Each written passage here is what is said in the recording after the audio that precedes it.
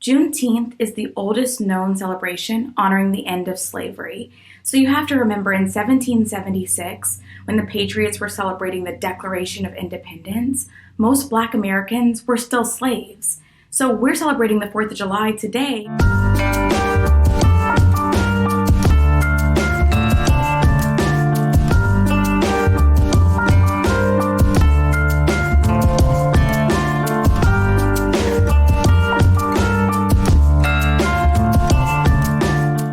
We've got to revisit the past. We've been putting band-aids on systemic racism for centuries, and it's finally time to look back to our past and make sure that we are celebrating the history of everyone that makes this country great, and not just a select group of people.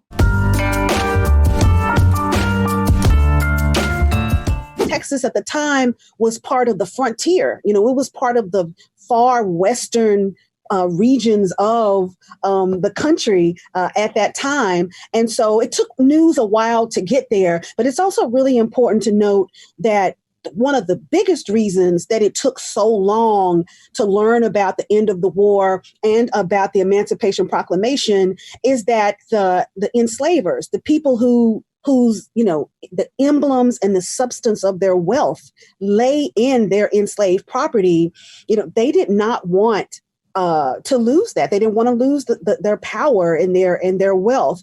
And so they refused to comply or to act in accord with the Emancipation Proclamation as well. I would say that the very first celebrations happened right there underneath that balcony when General Granger actually read the order announcing that, enslaved people were free and that the war was over. I mean, there are people I know who probably hooped and hollered, and cried and celebrated right there in the streets of Galveston. But at the same time, you can imagine that they were also really fearful.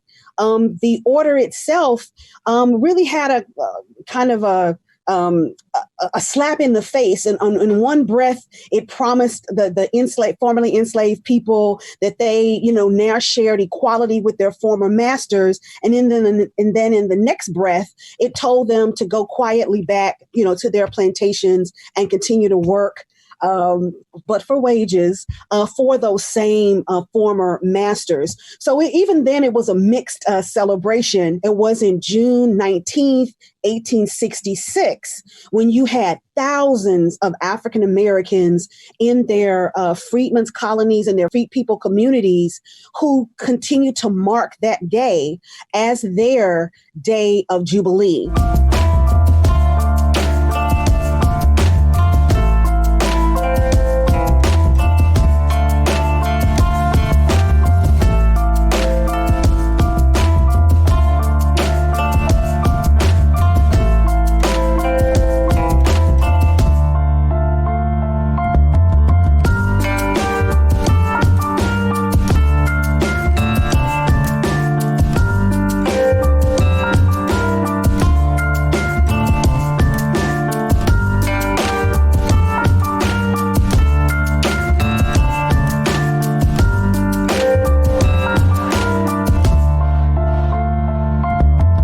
I think makes Juneteenth really significant actually is that tension. It is that, that gap between the promise of freedom, but also the pain of freedom denied. There were new forms of bondage, that came: sharecropping, convict leasing, mass incarceration, and this kind of economic marginalization, violence. So it may have officially marked the end of slavery, but it certainly wasn't the beginning of freedom.